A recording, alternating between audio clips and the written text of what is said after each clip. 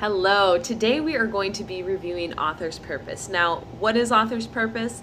It is the reason why that particular text was written. There's always an intention behind why an author writes what they write, whether it be to entertain, to express, to influence, or to inform. There's always a reason why they write what they write. So we're going to be reviewing all four of those today, and I'll be giving you some examples of what those actually look like. Now here is a review of our anchor chart from today. The first two is to entertain and to express. These are the two that we're going to be focused on for the first 9 weeks and the second 9 weeks. To entertain, what that does is the author is telling us a story and readers read those for enjoyment. So examples of texts for entertainment for the author's purpose are things like Harry Potter, Diary of a Wimpy Kid, Terrible 2, Crenshaw, all those great fiction books that have a great storyline. The other thing is to express. This shows someone's thoughts or feelings of the author. Now, we find this in some types of poetry as well as, for an example, a diary entry. Now, you will also see poetry in the entertain column as well. Those are your fun, silly, sometimes they tell us a story, sometimes they're just crazy things that an author puts together just to make the reader laugh. So you'll see poetry in both types, or in both columns there. The next section is to inform or to influence. To inform provides our reader facts, details, and other information about factual things in and around the world. So examples of those would be reading a newspaper on an article of Hurricane Harvey, the life of JFK, our president, or how to take care of a horse. Our last column that we're going to look at is influence. The author, for somebody who is trying to persuade us or to convince us to do something. We see this a lot in ads as they are trying to convince us to come in and buy that fidget spinner or to come in and eat that certain meal. There will also be written texts on trying to get us to do positive things, such as become better readers, or to why kids should be in camps during the summertime, just an example. So later on we're going to be looking at some different examples and how we can determine which one is which. Alright, so these are some examples that will help us get some practice in identifying what the author's purpose or the reason why an author is writing a certain text. These are in our reader's journal, and so this will just be the video version and the explanation of it.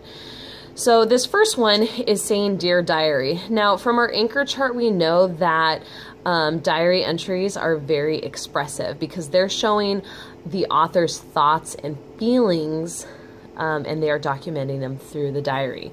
So this is to express is the author's purpose. Now, the way you might see that in a test form is the test question or the test answer might say, the reason why the author wrote this text was to show his feelings towards how he did not like the school lunch. And so he is expressing his personal thoughts and feelings about his view on the school lunch. This next one, goldfish. Goldfish, goldfish, swimming all around. Goldfish, goldfish, never makes a sound. Pretty little goldfish never can talk. All it does is wiggle when it tries to walk. Now this is a poem, and it's more or less telling us a story, just a fun little thing for us to be able to read. And so it is to entertain. Now, a lot of you had gotten confused and said that this was expressive because it was a poem, but we need to make sure that we remember that poems are not just expressive, that they also are there to entertain as well. What a poem would sound like that is expressive would be, you are my sun, my moon, you're my words, you're my tune. This is telling us that the author is trying to express his love for somebody else. Okay, the next set, dive in. It shows a pile of crab legs, tells us the price and where to go. It looks delicious. So this is trying to influence us or to persuade us to come in and eat this delicious meal. Again, ads always 99% of the time are going to influence us. Charlotte's Web. Now from the cover, if we have not already known what Charlotte's Web is about, we can see that it is going to be about a story, and after you read it, you would know that this is to entertain. It tells us a story about a girl, her pig, and the spider who helps out. So this is to entertain. Over here we have The Life of George Washington. Now inside this we can expect to read things about George Washington's life, and so this is trying to inform us about his life. Over here it says, raise a reader, inspire your kids to inspire kids' love for reading with expert tips and strategies.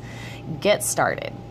Here they are trying to influence us to show that it is a good thing to have readers and have kids who love to read. So they are trying to influence us by getting us to have our kids do these reading strategies. Our last one down here is nutritional facts for a particular food item. And so it's giving us all this information, and it is factual information, and this is to inform, providing us facts and details about whatever food item this is. So, quick review on author's purpose. Remember, to entertain, to express, to inform, and to influence.